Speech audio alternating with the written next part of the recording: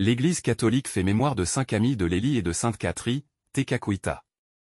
Sainte Camille de Lellis, en ce 14 juillet, jour de fête nationale, nous prions pour le bonheur de tous les membres de notre patrie en les confiant à la foule des saints et des saintes de France, de sainte Geneviève et de saint Martin, aux saints récemment proclamés par Rome comme Jeanne de Lanoux, Marcel Callot ou Jeanne Jugan. Aujourd'hui, avec la liturgie, nous célébrons saint Camille de Lellis, qui a été proclamé saint patron des infirmiers par Pie XI en 1930, en plus de saint Jean de Dieu. Camille de Lellis est un converti, né dans les Abruzzes, en Italie. De taille athlétique, il mesurait près de 2 mètres, il se bat contre les Turcs à 17 ans. Il vagabonde ensuite jusqu'à 25 ans, goûtant à tout, exerçant les métiers les plus imprévus, aide-maçon, ânier chez les Capucins de Rome, garde-malade dans un hospice dont il est renvoyé comme incorrigible et complètement inapte à l'office d'infirmier. Nous sommes en 1569. Et voilà que l'impossible Camille entre chez les franciscains et, face à la situation des malades et des pauvres dans les hôpitaux, décide d'être infirmier toute sa vie. La parole du Christ dans le jugement dernier l'a frappé pour toujours, « J'étais malade et vous m'avez visité ». Désormais sous les haillons des moribonds et les plaies des malades, c'est le Christ qu'il rencontre et qu'il soigne. En 1582, le frère Camille fonde la Compagnie des serviteurs des infirmes, qu'on appelait autrefois en France d'un nom magnifique, les frères du bien mourir. Camille de Lellis, toujours sur la brèche, meurt à Rome le 14 juillet 1614. Il répétait, « Je voudrais avoir un cœur grand comme le monde ». À ses frères, il a donné comme emblème une croix rouge, les envoyant dans les prisons et les taudis comme sur les champs de bataille.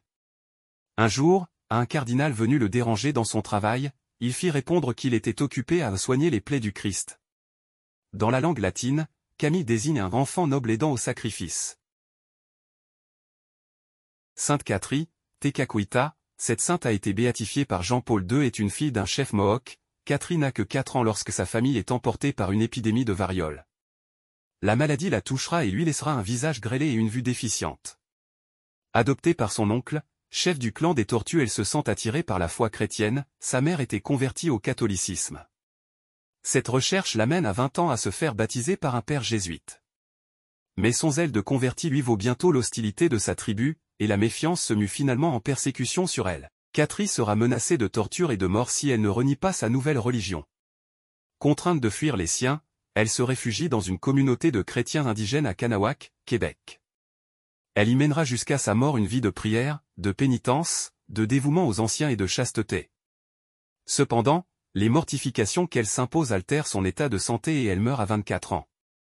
Des témoins diront avoir vu s'effacer les cicatrices de la variole au moment de sa mort. Première indienne d'Amérique béatifiée, Catherine est vénérée avec une ferveur particulière chez les catholiques amérindiens. Saint Camille de Lellis, Sainte Catherine, Tekakwitha, priez pour nous. Évangile. Il commença à les envoyer. Alléluia. Alléluia.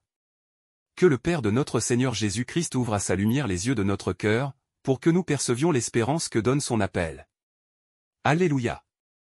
Évangile de Jésus-Christ selon saint Marc. En ce temps-là, Jésus appela les 12, alors il commença à les envoyer en mission 2 par 2. Il leur donnait autorité sur les esprits impurs, et il leur prescrivit de ne rien prendre pour la route, mais seulement un bâton, pas de pain, pas de sac, pas de pièces de monnaie dans leur ceinture. Mettez des sandales, ne prenez pas de tunique de rechange. Il leur disait encore, quand vous avez trouvé l'hospitalité dans une maison, restez jusqu'à votre départ. Si, dans une localité, on refuse de vous accueillir et de vous écouter, partez et secouez la poussière de vos pieds, ce sera pour eux un témoignage. Ils partirent, et proclamèrent qu'il fallait se convertir. Ils expulsaient beaucoup de démons, faisaient des onctions d'huile à de nombreux malades, et les guérissaient. Acclamons la parole de Dieu, louange à toi Seigneur Jésus.